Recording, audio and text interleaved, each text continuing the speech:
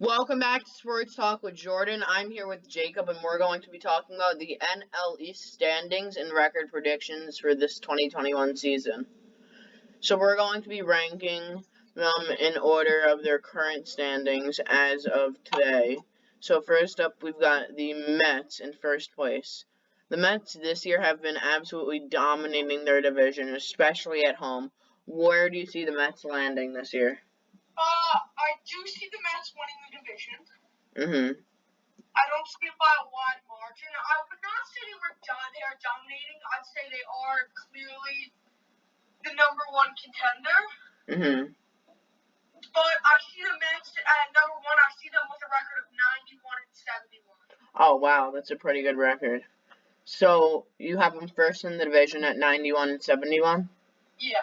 I'm going to say that the Mets have also proved that they can be at the top of their division, cursed with injuries, especially after the trade deadline. It'll be interesting to see if the Mets are more buyers or sellers there, so that's obviously going to determine more of what's going to happen. So I can see the Mets even better. I'm going to go slightly different than you. So I'm going to say 92 and 70. Sounds good. Okay, next we have the Philadelphia Phillies, who are second place in the division as of Monday, June 14th, who this year have had some ups and downs. They were in third for a while. They were in second for part of the season. They were in first. What do you have to say about the Phillies? I see a very close finish between the Phillies and Braves, but I think the Phillies will be better than the Braves because they're such a strong pitching staff. So I think the Phillies will finish second in the division. I think it will a very close margin, and the Phillies are going to finish 88 and 74, which is 3 games behind the Mets. Mm-hmm. Yeah, I think the Phillies have a pretty solid team. Do you think they'll make the wild card? Absolutely. You do? Okay. So I completely agree. I don't have the Phillies doing as well. I have them at 85 and I think 77, yeah.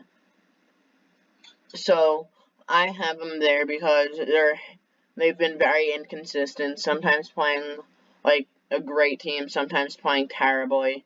So it'll be interesting to see how they finish out, whether it be above or below the Braves. Speaking of, now we're going to be talking about the Braves, who this year the Mets have done a lot better than, and it'll be interesting to see how they progress as the season goes on. What do you have to say about them? So I think the Braves have a ton of hitting talent. Just not much pitching. Practically have zero pitching, especially with Max Fried not being himself this year, like he was in 2020.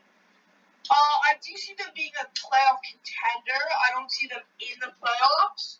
I see them finishing with a record of 84 and 78, so a couple games behind the Phillies, and they get carried by the big bat of Ronald Acuna. Yeah, I see what you're saying. I'm going to go with the Braves, actually exactly at 500, so 81 and 81. As you said, and I agreed with, the Braves pitching has been absolutely atrocious. As for the fact that they've given up many, many runs per game, but the only reason why they're staying afloat is because of that amazing hitting staff. Next up, we have the fourth place team, the Miami Marlins. What do you have to say about the... So this may come as a bit of a surprise. I see the Marlins staying fourth. I see actually the Marlins having a pretty solid season. Not one like their playoff season last year, but I see them really starting to build for the future, and I see them being a playoff team next year. I see the Marlins finishing at a record of 80 and 82, and I see them as a team with a really good future. Completely agree. The Marlins have some younger talent like Jazz Chisholm Jr. and a lot of other rookies and young guys, like in their first, second, third, and even fourth year.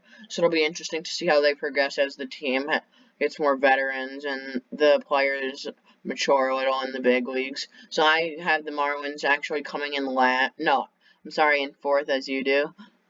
So I'm going to give them an ending record of 78 and 84. So now on to the current last place team in the division.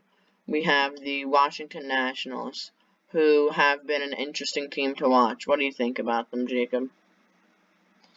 Well, of course, I see them in last place.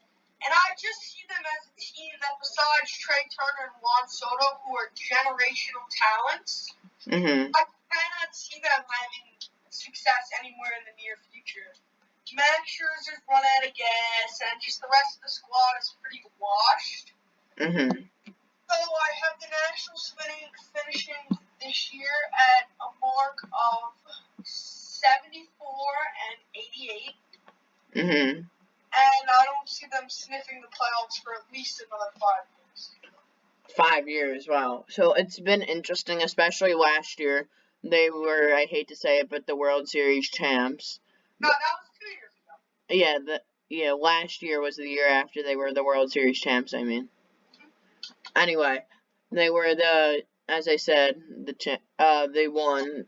And I was shocked to see last year how they struggled, how they tied the Mets for last. What do you think went wrong for them last year, and what do you think's gone wrong for them this year so far? Last year, what I think went wrong was just they didn't have the same, I don't want to say luck, but they didn't have the same players come out and play their best baseball at the right time. Like in 2019, everything went perfect for the Nationals, and that's why they won the World Series. But last year they were solid, so it's not everything perfect, and that's why they didn't win. Yeah.